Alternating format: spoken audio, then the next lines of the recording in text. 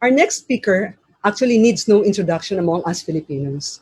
But for the benefit of our overseas alumni and guests, let me highlight just a few of his credentials and achievements.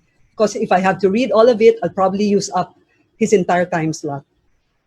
Anyway, kidding aside, our speaker is one of the country's most sought-after speakers, resource person and darling of the media, not just as a politician and public servant, but ever since he was in the business sector as the head of research of ING Baring Securities and Swiss bank Warburg. Then, he used to be one of the most intellectual and strategic stock market experts in the early 1990s. We are actually both fortunate to have worked early in our careers after graduating from AIM with the same boss, who was inspiring and with high level of integrity in the person of Iggy Kilaiko. In the 1990s, he was voted by foreign fund managers in Asia Money as the best analyst and best economist for 4 consecutive years. He definitely brought to Congress and the province of Albay a wealth of experience from financial markets in the field of economics. Before heading to Congress, he was formerly a 3-term governor of Albay, serving from 1998 to 2007. He was also a 3-term chairman of the Regional Development Council for Region 5.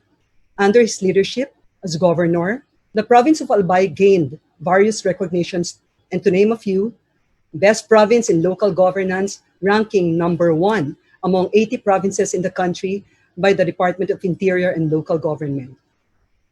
They also won the Galing Pook Award for Outstanding Governance Program on Disaster Preparedness with its disaster management body, the Albay Public Safety and Emergency Management Office, which is a pioneer in Asia. They also won Gawad Kalasag Hall of Fame Awards for 3 consecutive years for Best Disaster Risk Reduction and Management Council. And of course, the list goes on and on. Currently, he serves his second term as congressman of the 2nd Congressional District of the province of Albay. He is currently the chairperson of the House Committee on Ways and Means, vice chairperson of the House Committee on Appropriations and Committee on Economic Affairs for the 18th Congress. He is also the co-chairperson of the Economic Stimulus Response Package cluster of the Defeat COVID-19 Special Committee. Among many bills he authored and co-authored are the Sin Tax Law of 2020, the Universal Access to Quality Tertiary Education Act of 2017, the Tax Reform for Acceleration and Inclusion, or TRAIN, and an act institutionalizing the Balik Scientist Program.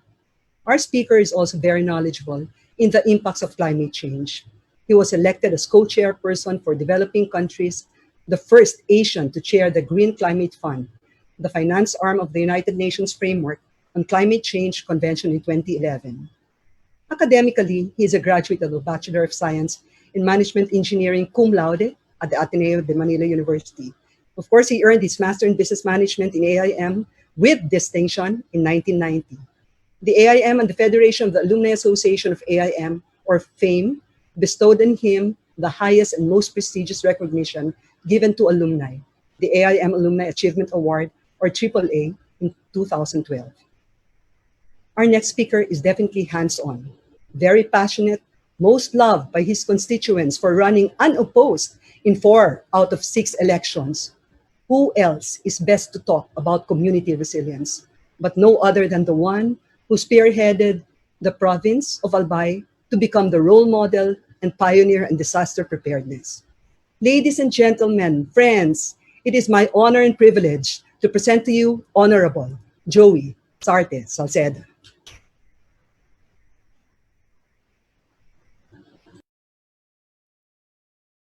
Well, definitely naharap po tayo sa isang black swan event. But it's up to us as a nation whether to make this event as something that will radically transform our economy, one of which could be Balik Probinsya, essentially through CREATE. But I am stepping ahead. No? Let me now go first to, salamat muna po sa classmate ko. Classmate ko si Ophel at naging kaopisina ko pa. So gusto ko lang i-line up kung ano po yung mga priority measures ng Presidente noong Lunes. Saldi? Dito ba yung aking ano? Hindi ako marunong mag-ano.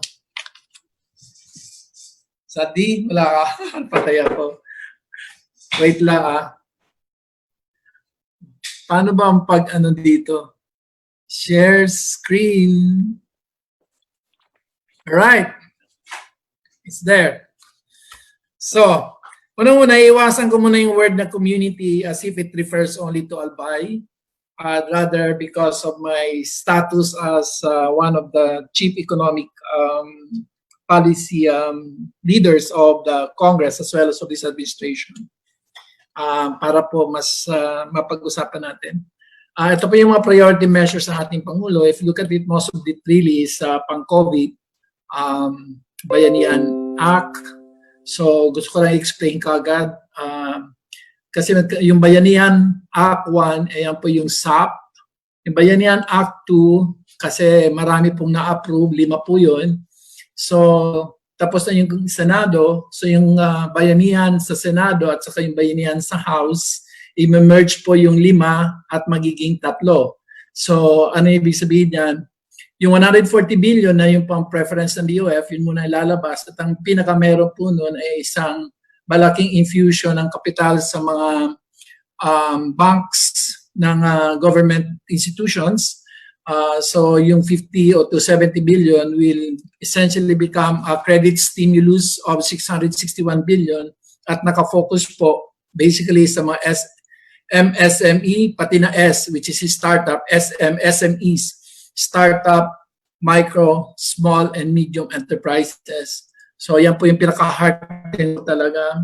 And then we will, kasi pag nakita mo po yung Pilipinas ngayon, dahil po gumagastos yung ibang countries, yung tracker, yung ating pong deficit to GDP, pakanan tayo, kasi halimbawa yung EU, gagastos sila, yung Malaysia gumastos. So meron na tayong elbow room kasi ayaw naman natin pinakamaganda, ayaw natin maging Miss Universe sa deficit to GDP or debt to GDP, ayaw din natin pinaka-ugly duckling. So, pero meron na tayong space. So between July and December, makakaroon po tayo ng stimulus 3. Diyan na po papasok yung mga interventions, basically po para sa mga sectoral, essentially agriculture, 66 billion, tourism, 58 billion, 55 billion for trade and industry, exports, etc. So there are sectoral interventions. And then, yung stimulus 4, basically po, nakapaloob po sa 2021 General Appropriations Act at doon po papasok bilang isa nung nag-negotiate po kami nito nung November ay nung June.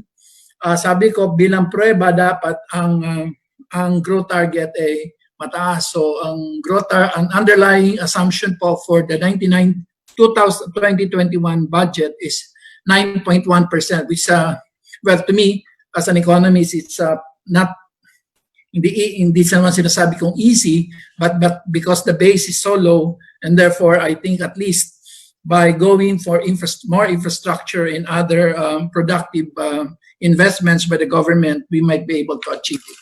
So next page na tayo. So yan po yung kwento para mas mailis sa lugar natin kung ano po yung parang pinaka-response, economic response ng government pagdating po sa COVID pandemic. So there is Bayanihan 1. Now we're into Bayanihan 2. We will have a BICAM, and then we will have essentially Bayanihan 3 or Stimulus 3, which is essentially kalahati po ng Arise. And then yung kalahati ng Arise, papasok po dun sa 2021 budget. Okay, next. So ano po yung main takeaway po nitong sasabihin ko ngayon? Part 1 is resilient ba tayo? Pangalawa, ano pa ang pwedeng gawin natin? Sa akin kasi, nung bilang governor ako ng Albay, ang meaning ng resilient sa akin is to avoid the risk or reduce the risk. So hindi lang yan na makarecover ka. Halimbawa, bago po dumating ang bagyo, pinapaputol ko lahat ng kahoy na katabi po ng isang poste ng Meralco. So hindi yung matatagalan yung pagbabalik. Isa pa po ay hindi lang po yung resources ng community, kundi ang isang leader ay dapat ay isang binding force. Hindi lang binding force as in mobilizing resources from outside, but mobilizing resources from the future. Because if you were to think, imagine this country earning about 20 trillion a year. in GVA. The underlying national wealth should be around 400 trillion. So ang sinasabi ko, pwede naman tayo humira muna ng mga 1 trillion doon at yun ang gamitin natin para po nga mapunuan yung malaking crater na ginawa po mula March, April, May, June hanggang ngayon na napaka-ginalingan natin ang lockdown. Hirap na hirap tayo bumalik sa dati. Katulad ng transportation, tulad po ng education, hindi po talaga nakakabalik tayo sa dati at yung demand talaga na meron pang artificially suppressed or let's say psychologically suppressed. So let me just go to part 1. Resilient ba tayo? Next. Nasaan po ba talaga tayo? Next. Pagdating po sa napakataas pa po ng ating positivity rate. Nasa 9% po tayo. That's still very high. Wala man yata media dito. So, yung median po ng lahat ng mga forecast, the average of the median of all the forecasts based on their RTs is we're likely to do 500,000 and peak at about 1.2 million infections. Ayokong manakot, pero definitely hindi ko sinasabi na lockdown ang solusyon dyan. Ang sinasabi ko, kailangan talaga one, systems-based approach kasi ako, hindi ko pwede iasa sa ordinary publiko na sila na bahala sa buhay nila, kundi moral duty po ng gobyerno at ng mga community leader, pati ng mga negosyo, na talagang pamunuan kung paano po natin maiiwasan. Kasi kumbaga yung ginawa po nung unang lockdown, imbis na naging 3 million yung infection, nakarating lang tayo ng 80,000. Ngayon po, dahil yung testing na sana ginawa at tracing at isolation na nagawa sana noong March, April, May, ayun po ang pinakamalaking missed opportunity, lalong-lalo na yung February, susulpot po yan ngayon numerically. Kaya sabi ko ito isang black swan event. So, kailangan yung ating pong pananaw, yung worldview, para sa inyo ng mga tinista dito, yung Weltanschauung natin patungkol po dito kung nasaan ngayon ang Pilipinas ay ang pinaka-importanting bagay para po mas gawin natin asan tayo at saan natin gustong dalhin ang Pilipinas. Next. So, pagdating po sa treatment, mukhang okay pa naman, although may nagsasabi na nararating na natin, lalo-lalo na wala na akong kwenta ang pera mo dahil sa private, hindi ka rin naman matatanggap. So, ngayon mo lang talaga masasara para sa patong lahat na paghihirap natin na magkaroon ng pera. Pero hopefully, kaya nga may 100,000 pong ginagawa ngayon ng DPWH, pinahabol po. Dahil kung sa 500,000, ang mild ay 91%, tapos 10%, 50,000. So, habol po tayo ng mga tinatawag natin na mga quarantine facilities that are being put up o yung mga infirmary beds that are being put up by DP. Ito talaga yung ginagawa ng gobyerno ngayon. Hinahabol po natin. At sana mailagay natin kung saan yan kakailanganin. Yun pa isang bagay. So, ewan ko kung paano you can numerically or quantitatively or stochastically determine exactly where to put them next. So, sa tracing, dito talaga tayo pagkahinahina. Alam nyo yung pinaka-sikreto talaga ng Vietnam. For every one case, meron silang 1,000 tests. So, ibig sabihin, hanggang sa dulo-dulo, hinahabol nila hanggat po pwede, hinahabol nila i-test yung lahat. So, yun po talaga sikreto, tracing, para po talaga wala o nakakalusot. Pero anyway, tapos na po yung 3 buwan, nakalabas na po sila para pero at least hindi pa po, para hindi lalo tayong lumala at kailangan po natin talaga magkaroon ng tracing. Next. So, ano may mga measures ng Philippine Resiliency? Sa economic, mukhang resilient tayo. Next. Alam mo, Pilipinas, pag bumabagsak ang mundo, +3 mo lang. Umaakyat ang mundo, lagi +3 lang tayo. So, kung bumagsak siya, halimbawa, AFC, GFC, yung lahat. Pero mukhang ngayon lang po nga mababago dahil masyadong ginalingan natin yung lockdown. at tinakot natin ang ating mga sarili. Well, I don't know I am trying to study the socio-anthropological aspects of the lockdown, why it seems that we're finding it very difficult to go back to at least some form of normalcy. Pero the Philippines as an economy has proven itself to be very resilient, except for this episode. Next. So, yung fiscally naman, we're very resilient. Next. We will be all right. And industrially, mukhang dadapaw tayo kung mag-lockdown ka ulit. Baka we might need to spend a lot of time and money to restore our capacity to produce things, because once we allow metastasis to seep into our entrepreneurial capital or business organizational capital. So, I mean, putting all these things together again. Next. Labor resilience. Well, definitely we need more digital ready labor force, but that essentially, we have digital technology is a public good. So, pero pati na po sa education, kung saan dapat may pasok po yan, para for the next pandemic, kaya sinasabi ko, to avoid, kailangan, yun isang bagay na kailangan matutunan natin. I've been working on a comprehensive education reform agenda, which will make college irrelevant. Talagang ang basis talaga ng diploma mo ay yung skill, at ang bawat taon na nandiyan ka ay dapat may kaakibat na kung saan ka pwedeng pumunta. Kasi ngayon, meron pa tayong socio-cultural predisposition na the kingdom of God is in college. Next. So, pagdating naman po sa technological resilience, well, kulelat, sana mapasa po yung Public Services Act para hindi lang po yung mga domestic, kulang na kulang po tayo kahit po dyan sa mga bidding po ng mga big ticket na mga PPP, ilan lang mabibilang mo, 6, 5 lang nagpa-participate. So talagang kailangan natin ng Public Services Act para ma-open up, lalong-lalo na po ang transportation, pati ang telecommunications, may kulang pa po talaga tayo pagdating po sa more structural competition, or well, it's called the theory of countervailing forces, wherein you allow competition to come in, or the threat of competition, so that people will behave reasonably competitive as if there is competition. Next.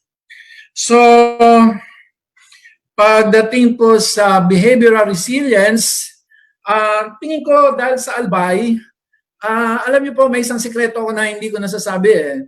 Ang Albay talagang, alam mo, hindi ako naniniwala sa voluntarism, pero yung lahat na nakikita nyo ng mga gumagalaw, na halos silang 1,000 yan na gumagalaw pa sa Albay, hinahanapan ko yan sa COA ng kapasidad na sila po ay mabigyan ng incentive dahil sa ginagawa nilang tulong sa komunidad. Pag you absent that incentive system, I don't know whether the Albay model would have worked. All I'm saying is that there's got to be some form of an incentive. Yung mga police, yung mga army na dinadala namin, halimbawa sa Yolanda, nagdala ko ng 200 doon. Sila napulot namin almost 700 out of the 1,200 napulot ng mga bangkay doon. Sila po pinapakain namin. Binabigyan namin sila ng allowance araw-araw. So, kung wala po yun, it's as if na you leave them. Siyempre, katulad ngayon, mukhang pagod na lahat. Meron tayong behavioral fatigue. We now have what you call donor fatigue. And you have that fatigue as well.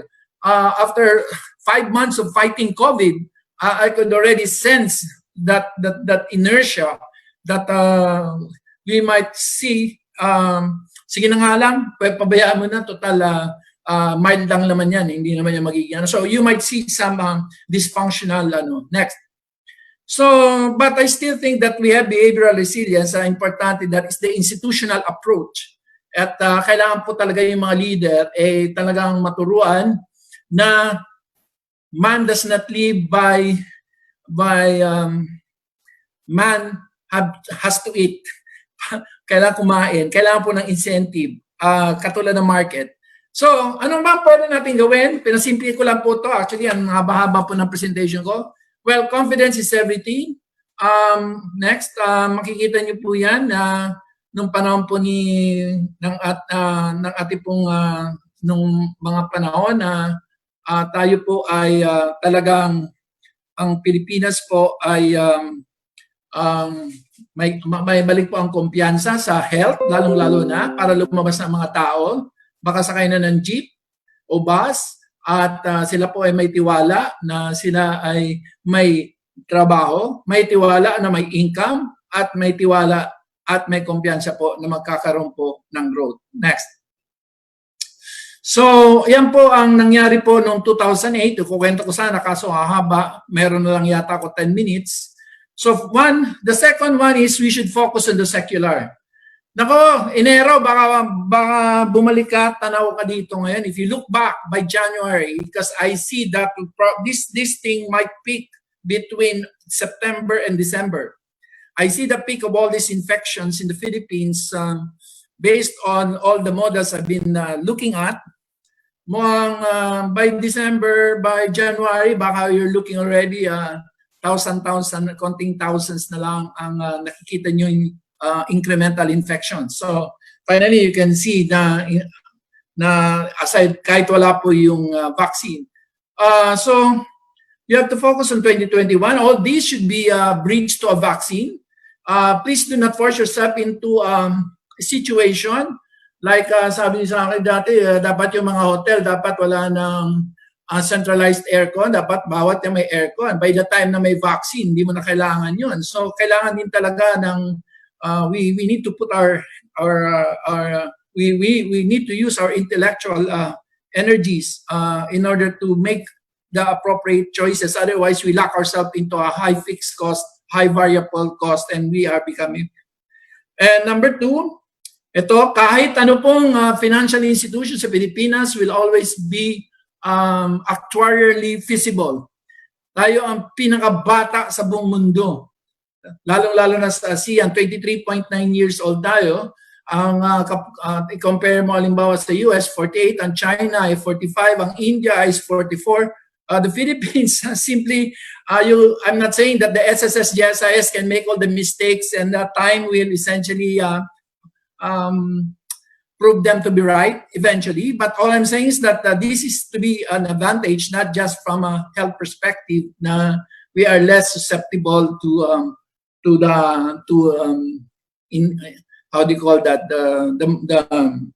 the critical cases, the critical, hindi yung mild. Next. So, makaka-recover pa tayo. Wala naman ang pinalitan sa pang fundamentals sa atin. In fact, baka naging mas bright tayo. In fact, mukhang naging napersan tayo mag-digital, karamihan sa atin. Isa pong bagay yun, that it pushes us into the brink and make that big leap into quantum leap into the digital world. And pagtingin ko naman sa labas, nandiyan pa naman yung mega mall, yung mga kalsada, yung subway, ginagawa pa rin, yung mga train. Nawala lang talaga sa 5-month crater of demand and supply, which when we went into a lockdown, and therefore we need to restore that not liquidity, but we need to have that demand and supply back. Do we have the resources for a recovery? Yes. We are the 6th best. Our GDP, our debt to GDP is 49%. That's still very low. We were given an A- in the middle of a pandemic. Kaso iba talaga po yung philosophy ng ating DOF, ng EDC. Talaga mukhang tama naman sila, na mukhang mahabaan or pahabaan po ng PC yata pala to. Baka kasi nga sabi ko, we haven't seen the peak in infection, and my own personal gut feel is that the peak of infection might happen in September or December, depending on the model you're looking at. And you're talking about numbers that start with 500,000.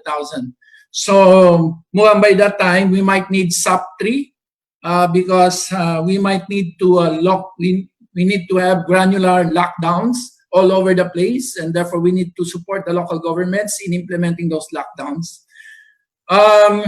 Yung mga kailangan natin ng mga legislation, andyan na. Approved na po sa House kanina yung digital taxation, which will provide a basis for the country to leap into the digital world.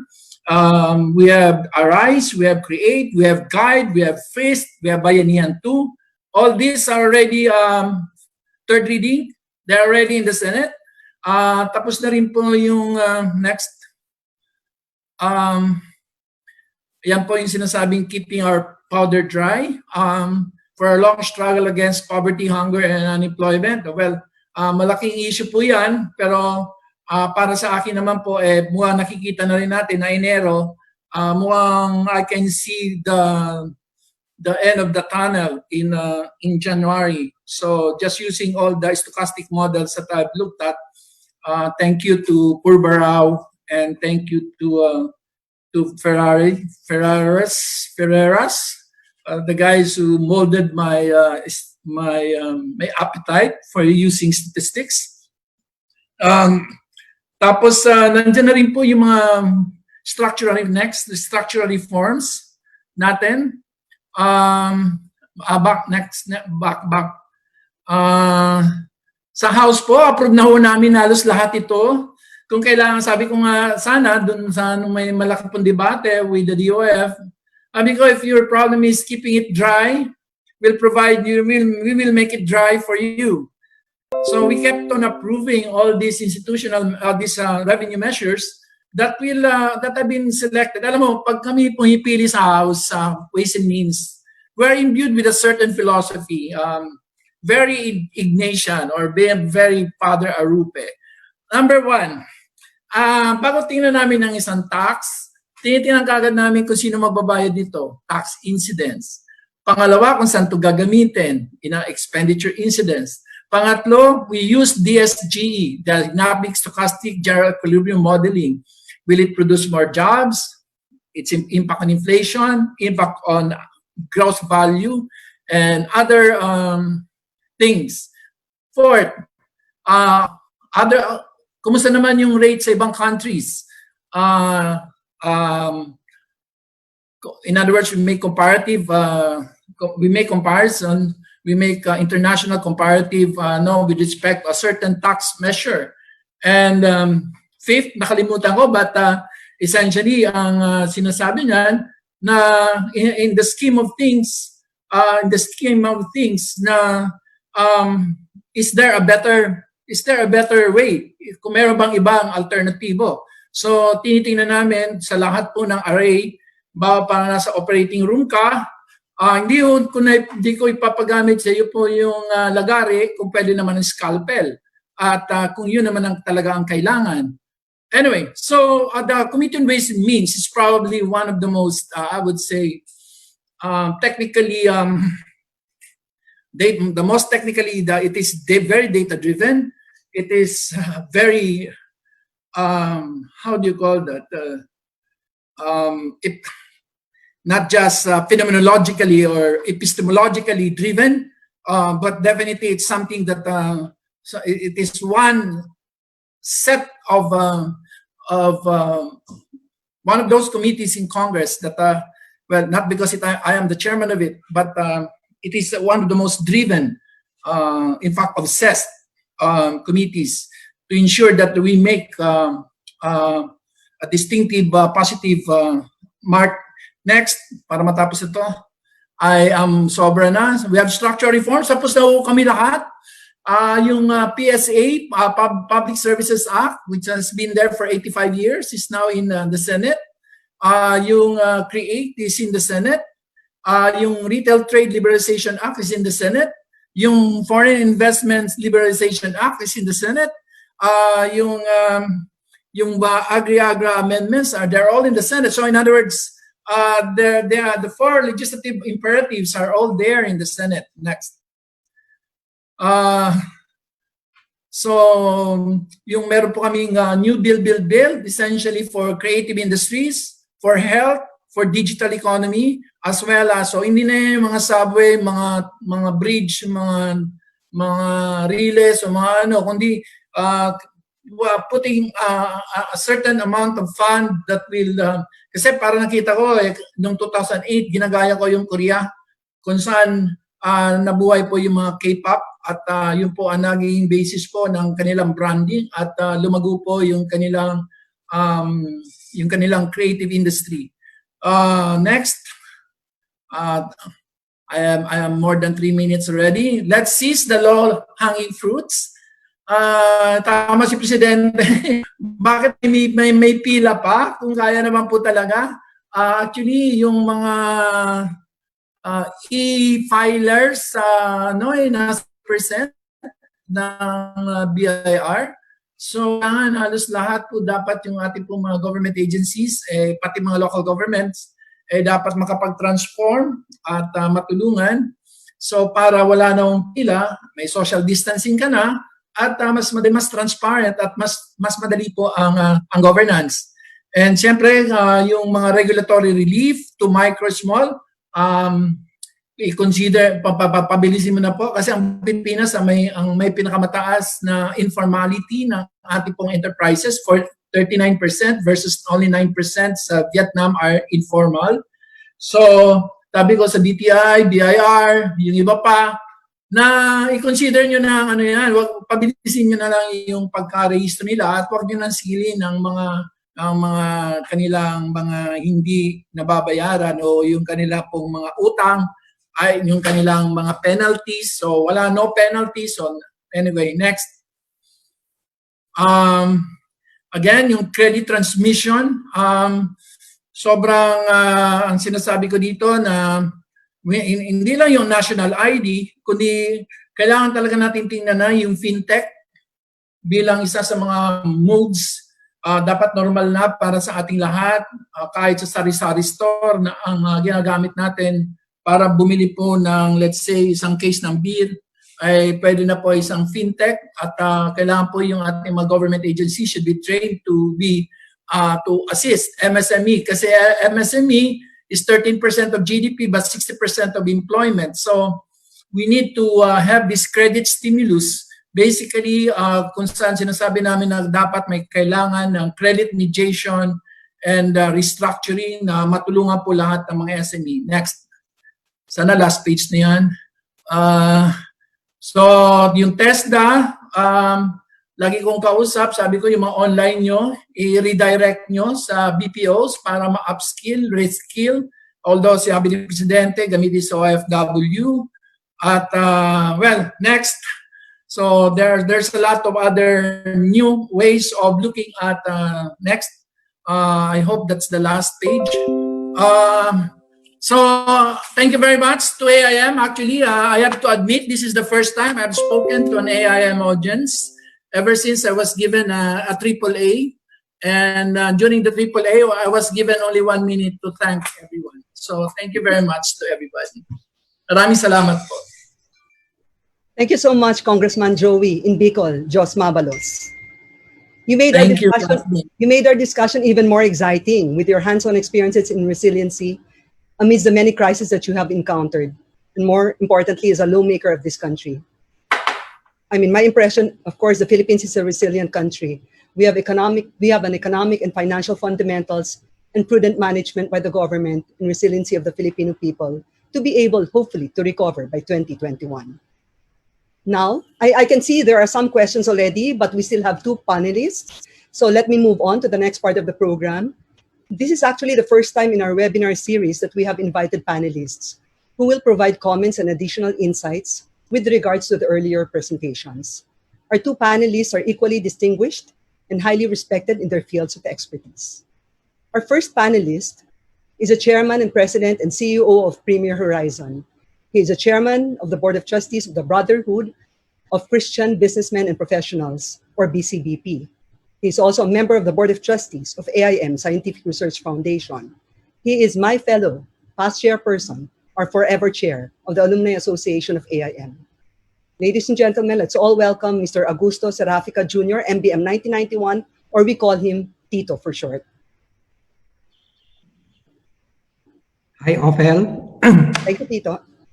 Okay. Good afternoon, fellow alums, guests, and fellow businessmen and professionals. Would like to thank our two distinguished speaker, our mentor in finance, Congressman Joey Salceda.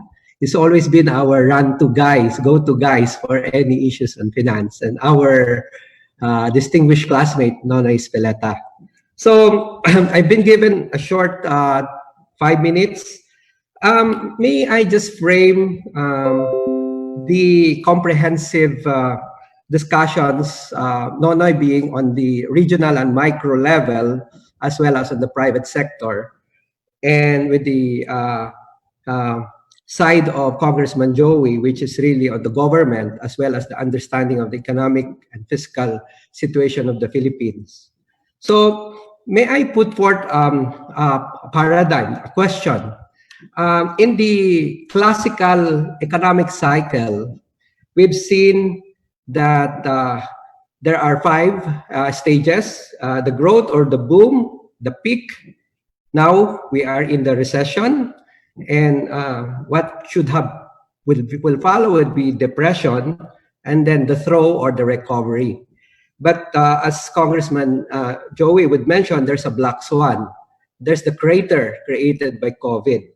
So having heard about the various stimulus packages, starting with Bayanihan 2, with respect to the cluster intervention on tourism, SME, as well as on health and the various sectors, as well as the planned stimulus on 3 more comprehensive intervention in agriculture, tourism, industries, and then the stimulus 4. So we've seen the fiscal situation of the Philippines, the GIR, the benign inflation, the still vibrant stock market, and the new legislation that will have to be passed. Now, we kind of have an idea that the economic resilience of the Philippines with respect to the next 3 years would be put to test. Now, coupled with the modeling approach of Nonoy as to using the chamber, his expertise in family businesses with his support from say the community of AAAIM and the DTI and the Go Negosyo, we've seen a matrix of confidence building. But the question that I have, by way of a background, our company is involved in mining-related services, tourism, and real estate. And if you divide the business that we are in, we have problems clearly in real estate and tourism. On the other side, on the mining related, if you look at the growth drivers, mining still export. And in terms of the drivers, we've seen that the contraction will happen mainly because of services. The OFW and the BPO will suffer in terms of remittances as well as revenues.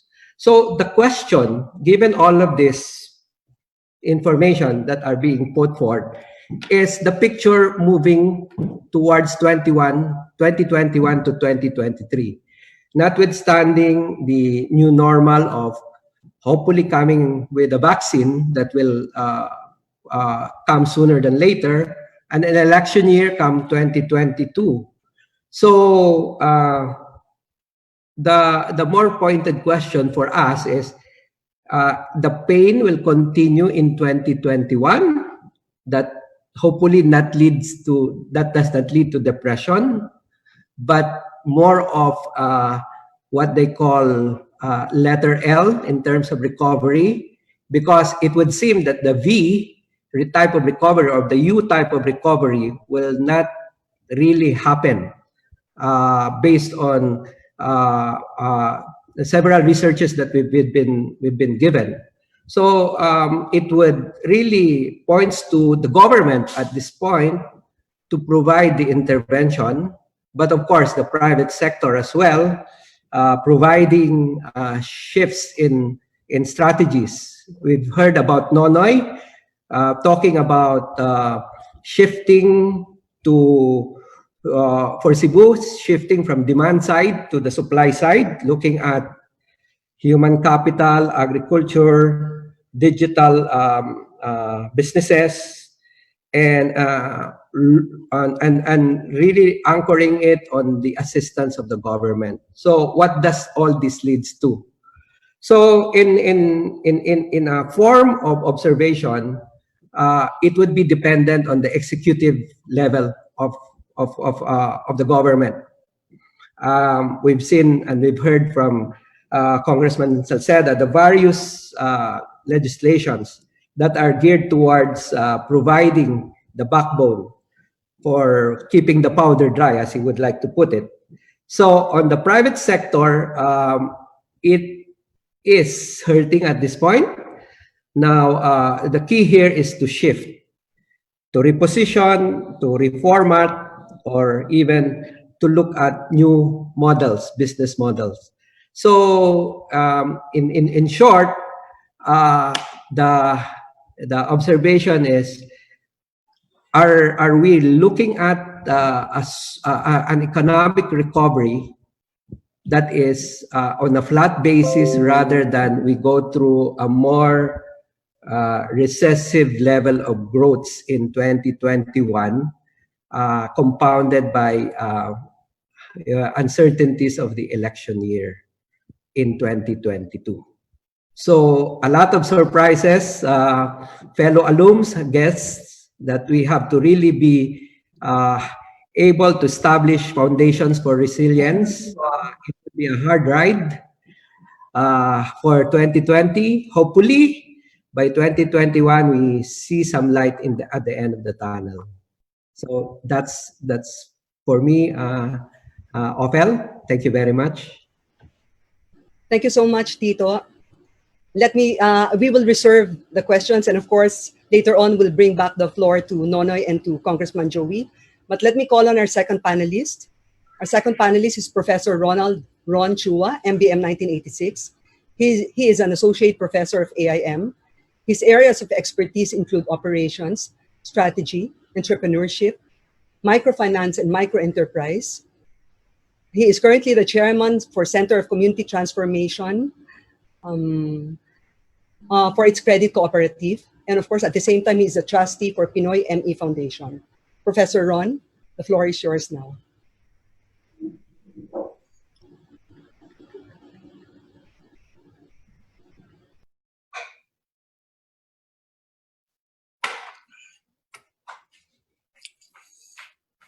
Okay. Can you hear me now? Yes. Okay. Very good. Yeah. Thank you, Ophel. And good afternoon, everyone. First, let me say that after listening to Joey, Nonoy, and Tito, let me wear my professor hat first.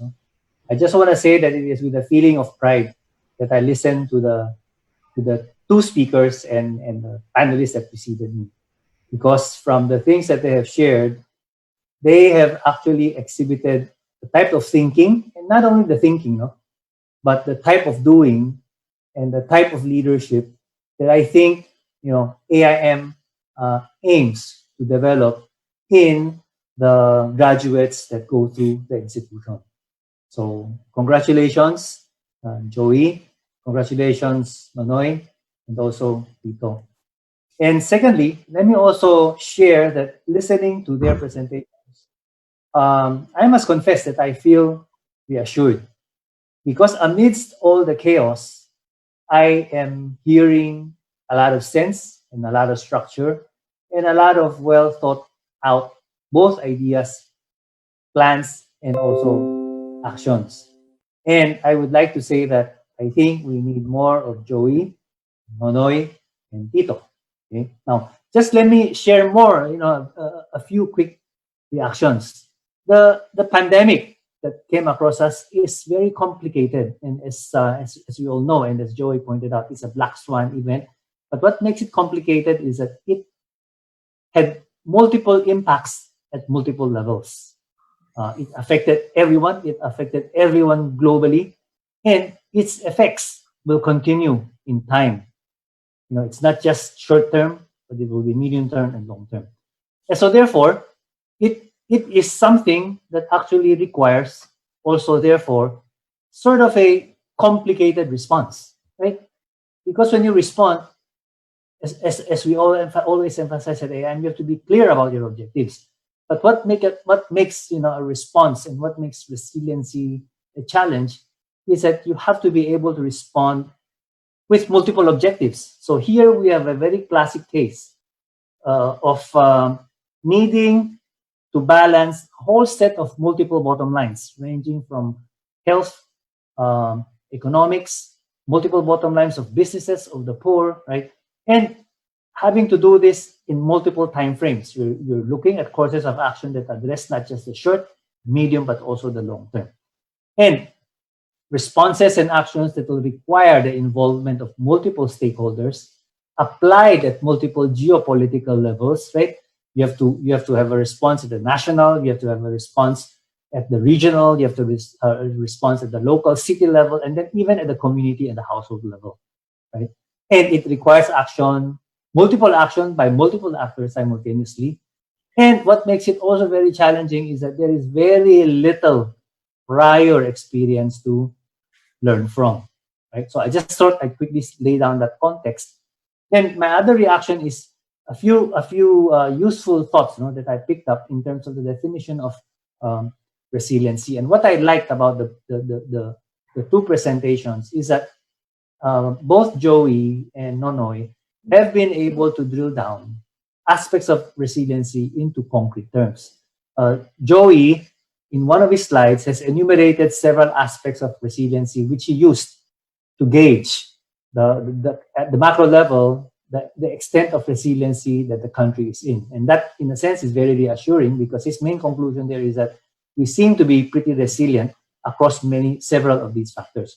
Nonoy, on the other hand, what I like also is that he had eventually, towards the latter part, a slide that lays down 6 pain points, right? And to me, while these are pain points, they also reflect the objectives of the resiliency. So these two, both the resiliency aspects enumerated by Joey and the pain points listed by Nonoy, to me, provide both a macro picture and maybe a meso picture of what the objectives can be. Another reflection I picked up is that when we talk about resiliency, I think it's important to not just think about being able to recover, but going forward, should we also be able to prevent and avoid. Okay. Now, having said that, I guess I just end right with two more thoughts. Right, amidst all of this complex presentation, complex of ideas, both presented by Nonoy and by Joey, I'd like to boil it down to 3 key ingredients, and which seem to be present in both Joey and Nonoy's presentations. Right? One is you need policies to guide programs, and I am reassured, and in fact, I wish that we need more of Joey in Congress, that he is able to rationalize, explain a framework for how the policies come together to guide programs. Second is you need specific programs to address the concerns towards resiliency. And here I go to Nonoy, where he has illustrated with his frames and programs Sinabi ko na yun. going forward, how to do it. And finally, leadership, right? And here, and the people and the structures to continue to carry that. And I'm just saying that all these 3 elements need to be present. And I hear from both Joey and Nonoy's presentations that these 3 elements seem to be present in terms of what it needs to do. Now, our last point is simply to say that as we move towards efforts to continue to build on our resiliency, I hope that we do not forget about what has made us resilient, as Joey had put it, and that we build on those trends and not make the mistake of dismantling and changing what has made us resilient and replace it with something new that will weaken us. Okay, so that's it. Thank you. Thank you, Professor Ron. You actually summarized everything in this session. So maraming salamat. I'd like to pass on again. I guess we have to, from your reactions and comments by Tito and Ron, probably si Nonoy and Congressman Joey would like to say a few words before I can go and scroll through the questions. You want to say a few words? Yeah, maybe I go ahead. I'll speak regarding Tito's observation. Yeah, especially the question whether what do we see in the near future, next year or beyond. At the ground level, we haven't really seen the dust settle yet, and we do not see that settling at this point in time. In fact, I also agree with the observation of Congressman Joey that it might peak even beyond, or maybe end of this year, or maybe next year. So ours is really trying to survive. We don't see a U. We don't see we don't see. We're almost in the flat line now, but we need those stimulus. We need those, help that everyone can give to the MSMEs, because remember they comprise. In fact, they employ 65% of the total employment is MSMEs. So it's really about trying to make sure that consumption level, yes, there is still consumption because we all have to eat, we all have to survive, but the challenge is really to put that stimulus so that there's going to be building also of confidence that people will start really consuming things, producing things. That's why in my presentation, the balance of making sure that our healthcare system will exceed the rate of transmission. Maybe the cure and the recovery rate should be higher than the transmission rate. Now, if we do not see that the healthcare system is able to cope with that transmission rate, people are going to be, afraid of going out. People are not going to spend, and people, the economy is going to. Oy, paano saksak nito? Boy? Yeah. So here at the micro level, and the MSMEs level, our challenge really is how to make sure that we will survive. But yesterday I told even TTI, when they're helping MSMEs, I told them you have also to be very, very clear which MSMEs will have chances to survive, because the meager resources that we give, that we infuse to them, like in fact they have this 1 billion SB Corporation funding for the MSMEs that was immediately exhausted. No, wala na. So sabi ko, what was the criteria of granting the loans? So it's only like you have the business permit, you have been in the operation, etc.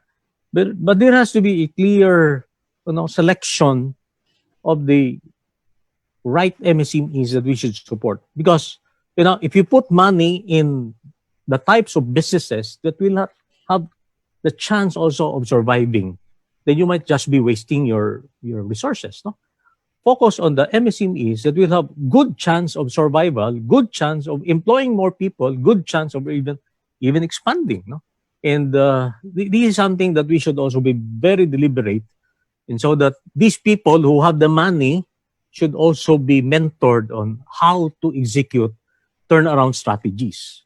No, this is like, no, I don't see so far. I don't see the horizon that far. No, I don't have a crystal ball, but ours is really at the ground level, helping really MSMEs.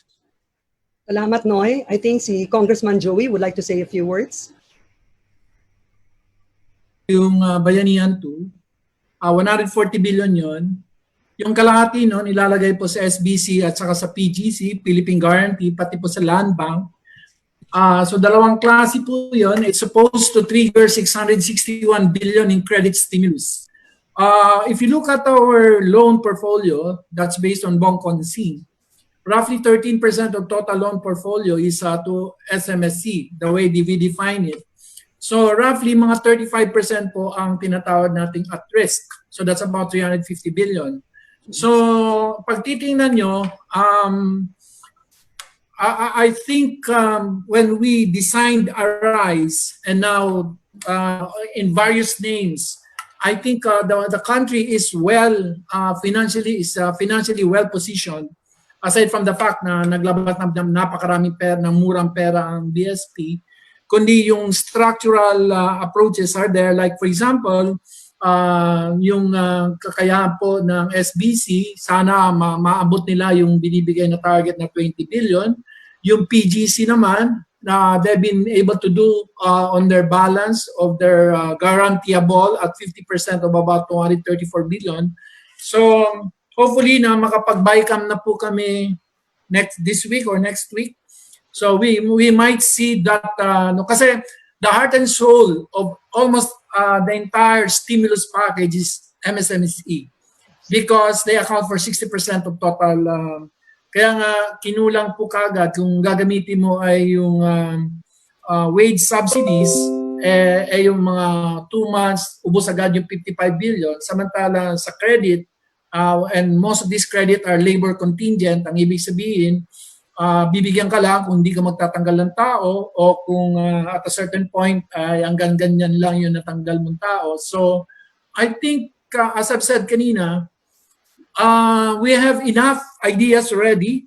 What is needed really is the legislation, and now I think with the Senate having approved it on third reading and the House has approved it way back in June 3. So mukhang next week we might see some a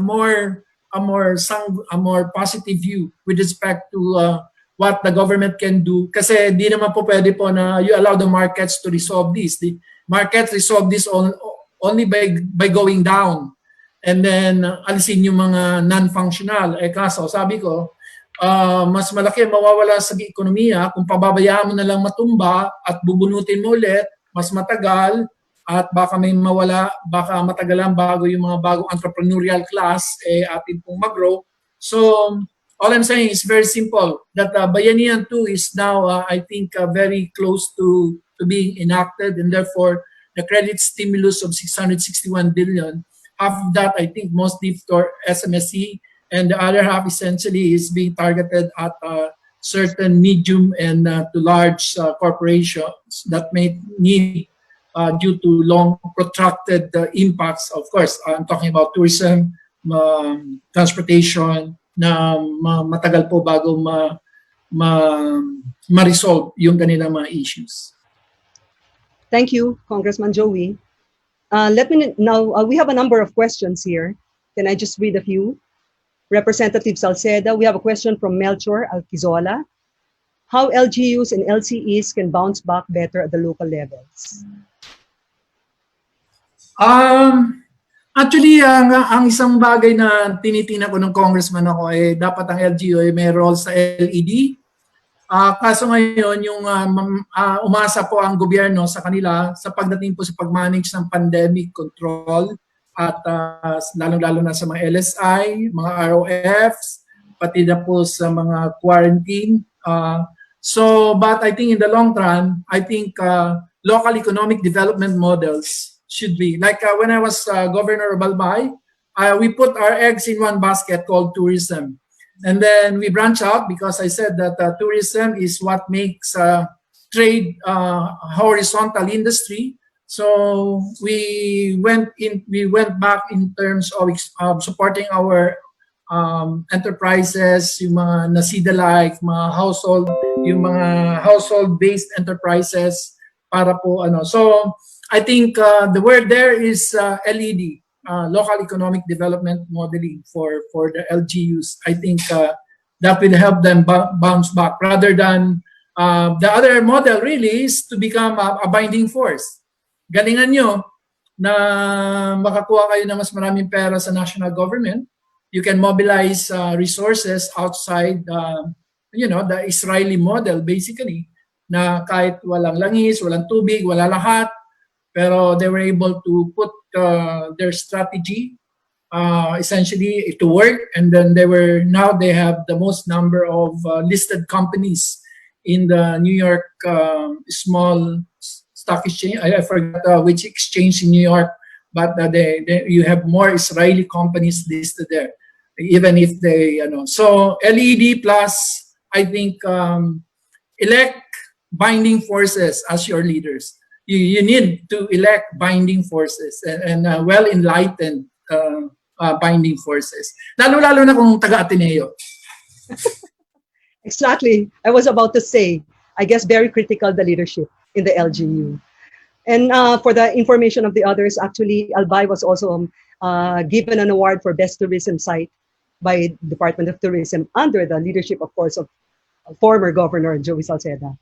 I have a comment here from Bong Aspe, who's an ME graduate. He said, most MSMEs now are in dire needs of support from the government. Thank you for proposing the CREATE deal. God bless you always. I guess that refers to Governor Salceda. Congressman Salceda.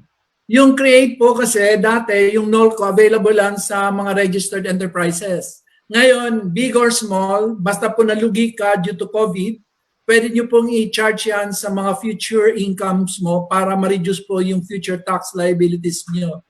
Pangalawa, mas marami po ang incentives. Kung dito sa Metro Manila ka mag-invest, 3 years lang, pero pag mag-invest ka sa Albay, 10 years ang magiging incentive tenor mo o yung term mo. So, yung corporate income tax is being reduced from 30 to 25%. And it's up to the next president whether he wants to reduce it further to the 20%, which is the target. So that is in sum, yan po yung CREATE. Thank you. We have a question here from our chairman, Bert Manabat. Carlo, can we actually give them, can we provide the microphone or unmute our chairman, Mr. Bert Manabat?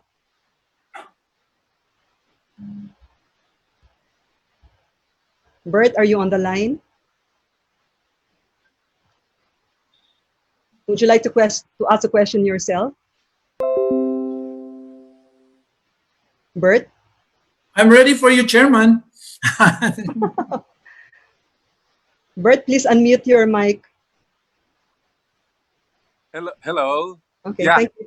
Yeah. Thank you very much, Congressman Joey. We worked together while I was at the SEC handling the pre-need crisis. I don't know if you remember me. Yeah. Anyway, I agree with you that digitization would be a very important contribution to our recovery, because that's where people are now. E-commerce, online trading would be the in thing, no? The president just mentioned in the SONA that we have this internet connectivity problem and is faulting the telcos. I know, however, that the telcos are not totally to be blamed because it's really because of the lack of cell sites. No, there is this resistance to building cell sites among landowners or clubs, etc. Because of the health issues. So I was just wondering how we can resolve that. Now, without that, the consent of the landowners, cell sites would not come up. No. Thank you. Ang proposal ko dyan, kung education lang para may balik agad, kasi alam mo, problema talaga ako dito, hindi makapasok ang mga tao kasi nga yung mga bata nasa bahay.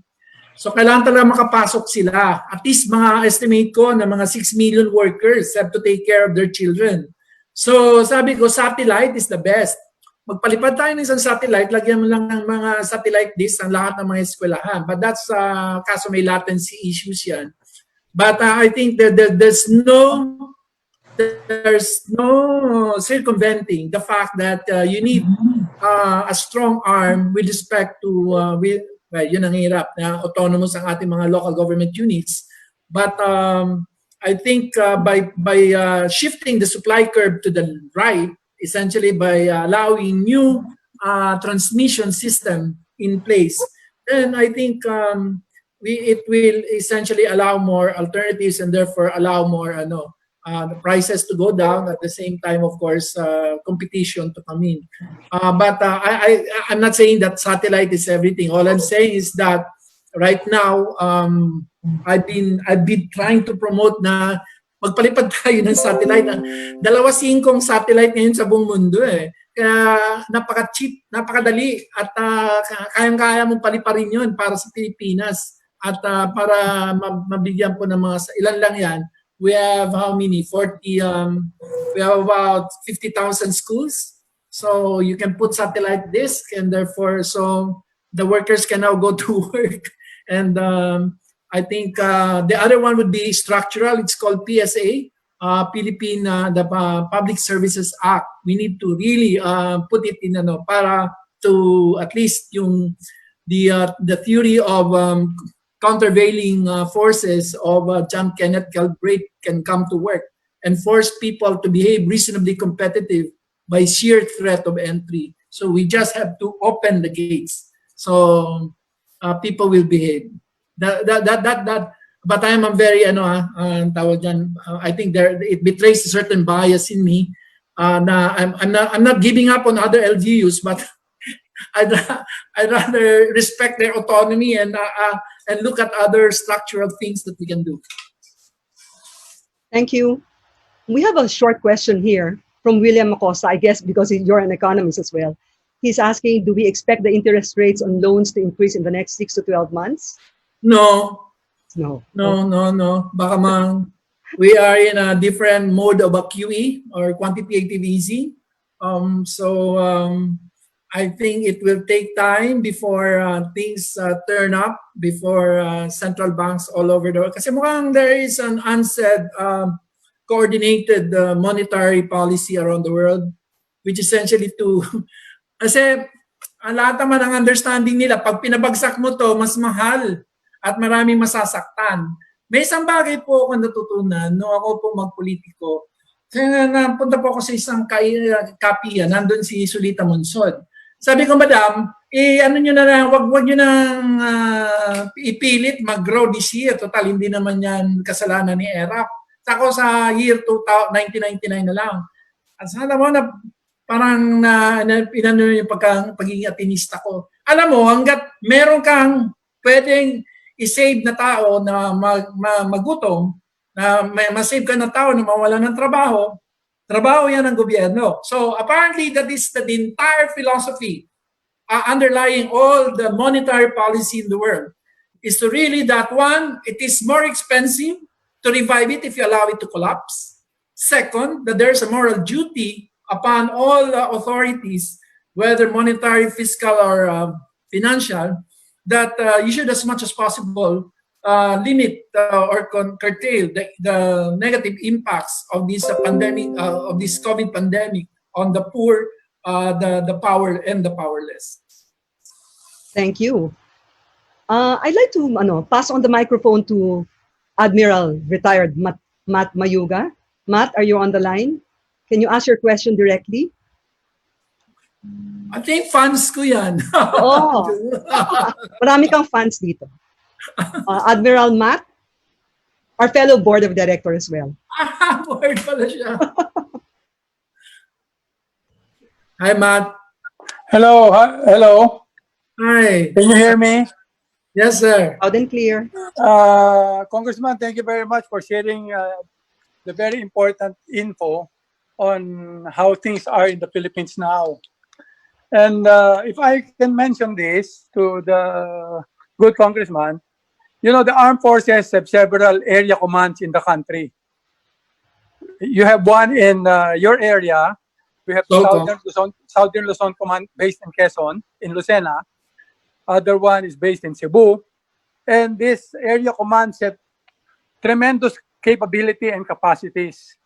They have sea, air and land units that can assist in movement of people, movement of goods, etc. And if properly tapped, this can be multipliers in our fight against this pandemic. I think that's one area to look into, Congressman.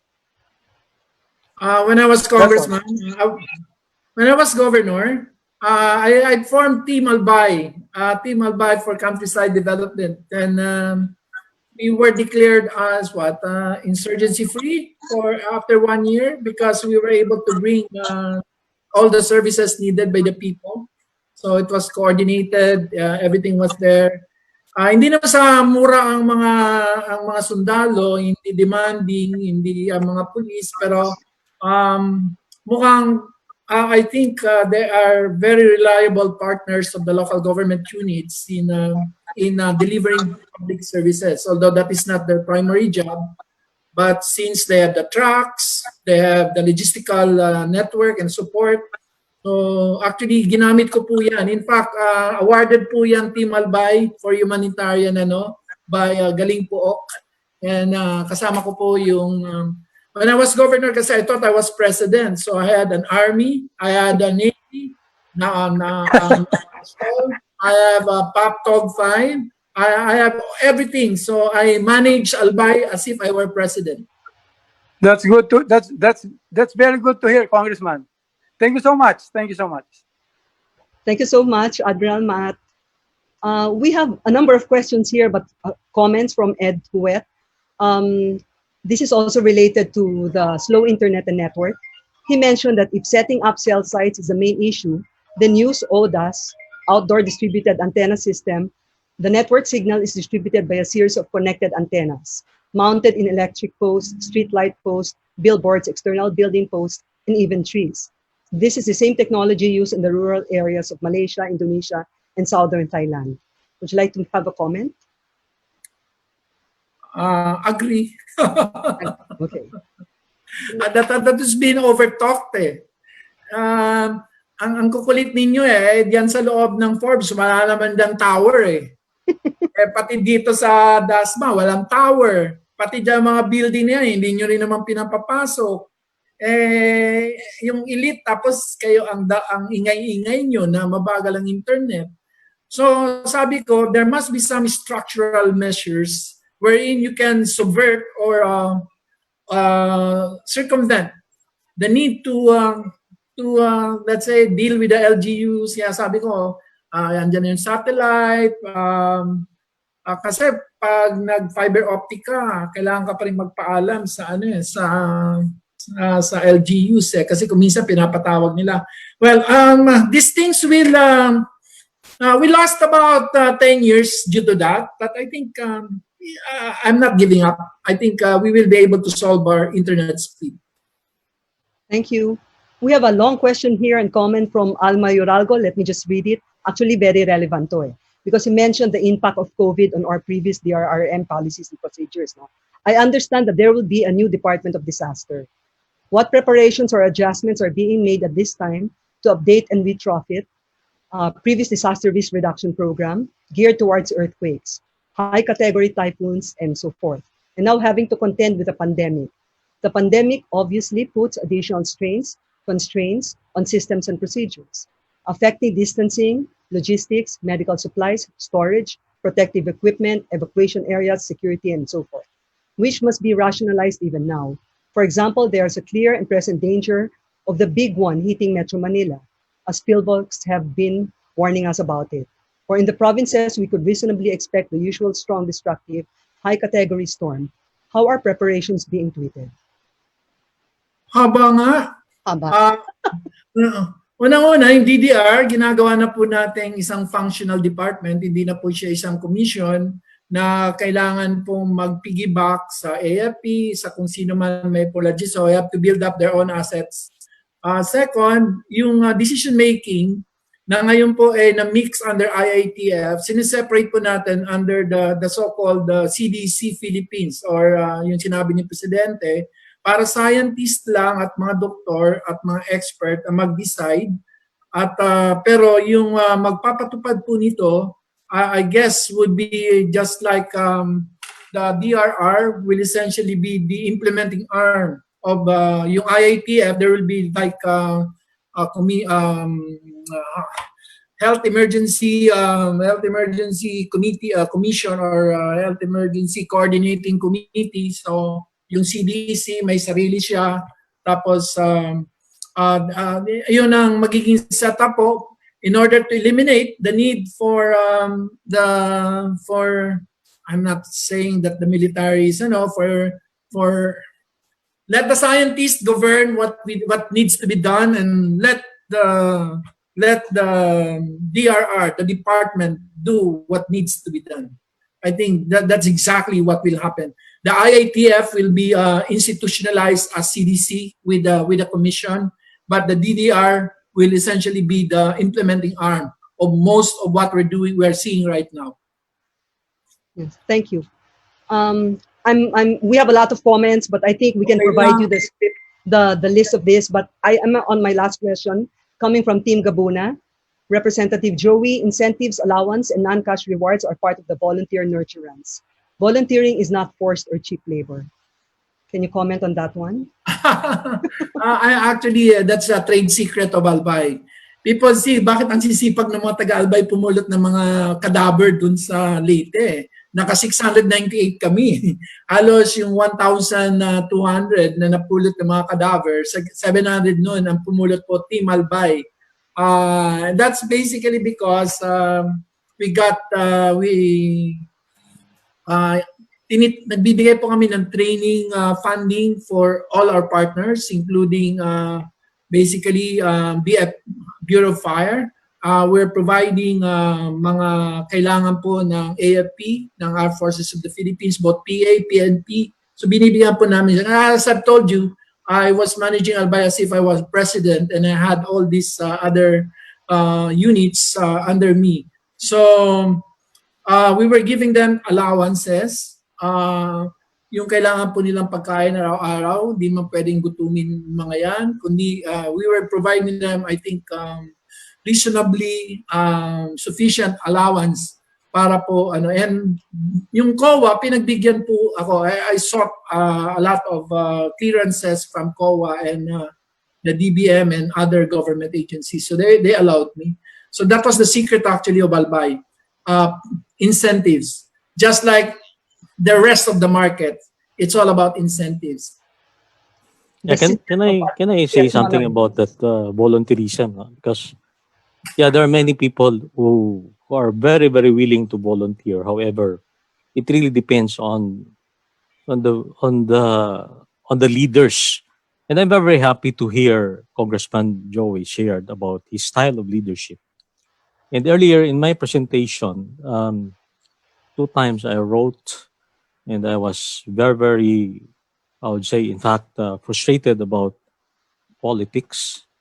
And if you are able to inspire people, like if you have a leader, local government leaders who can really inspire people, a lot of volunteers will come out, and and I agree, it is not cheap, but it is the internal reward of having been able to contribute into volunteer. And again, as I've said, it depends really on the leadership, local leadership, as well as even in the government agencies. I've seen a lot of people in the government.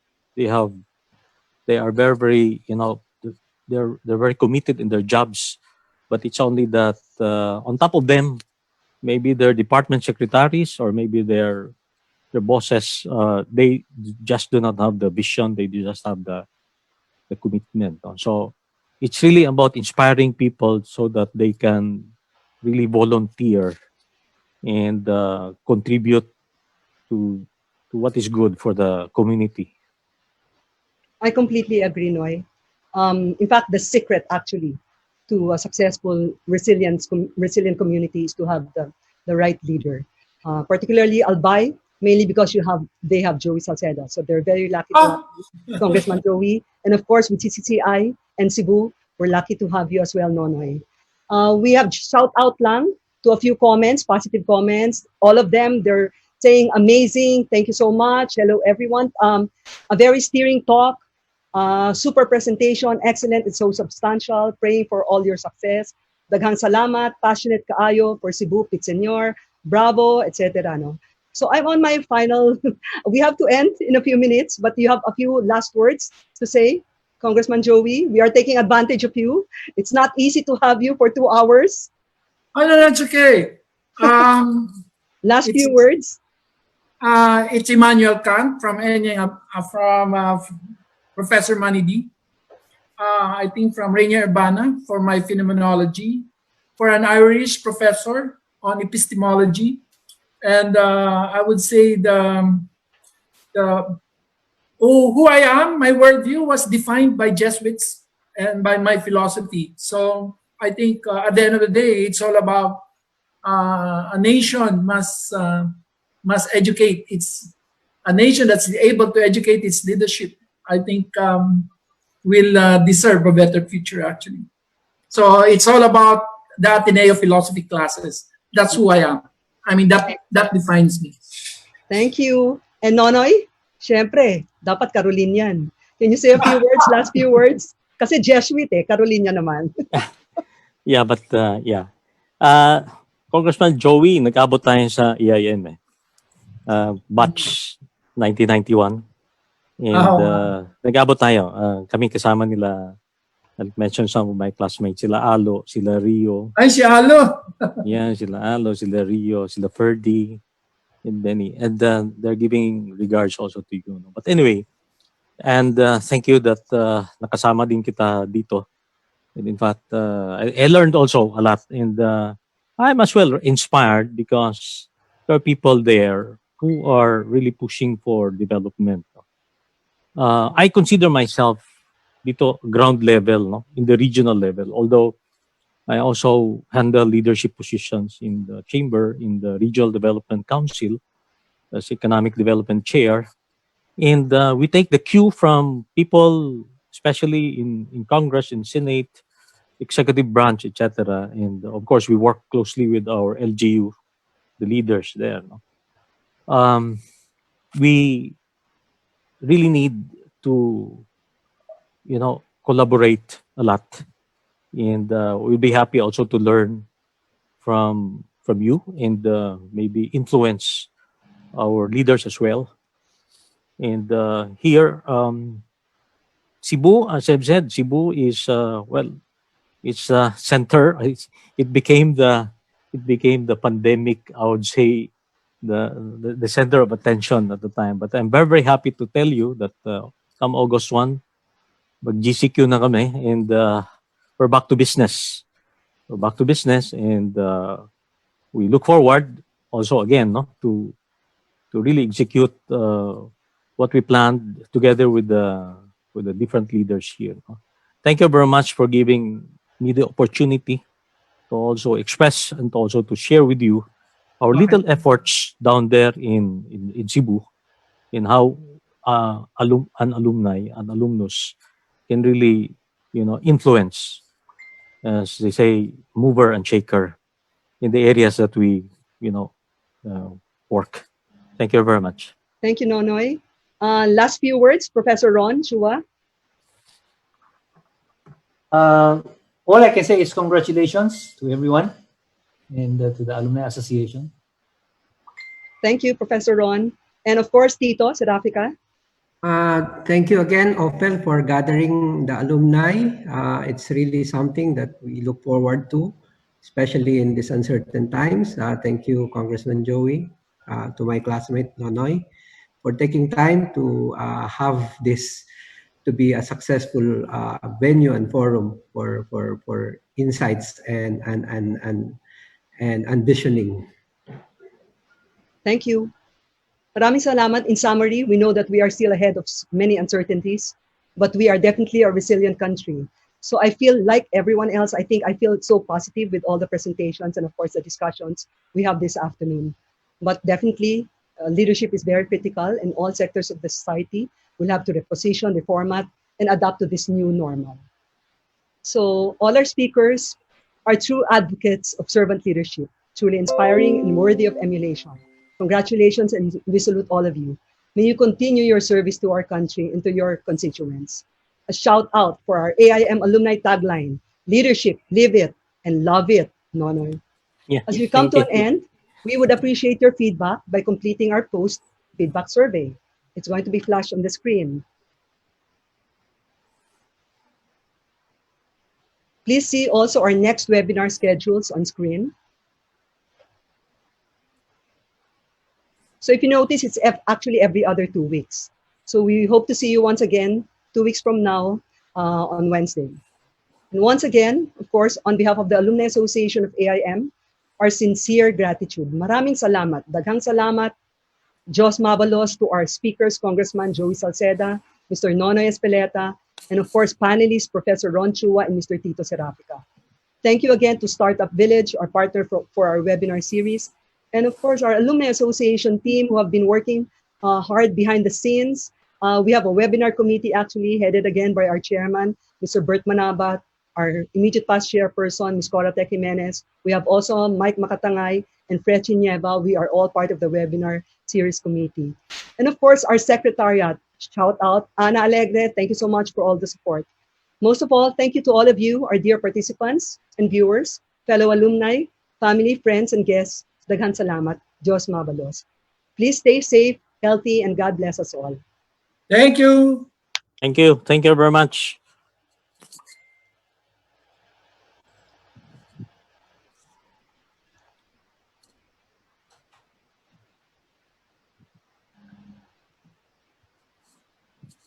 Thank you, Ophel. Thank you. Lito, I can see you.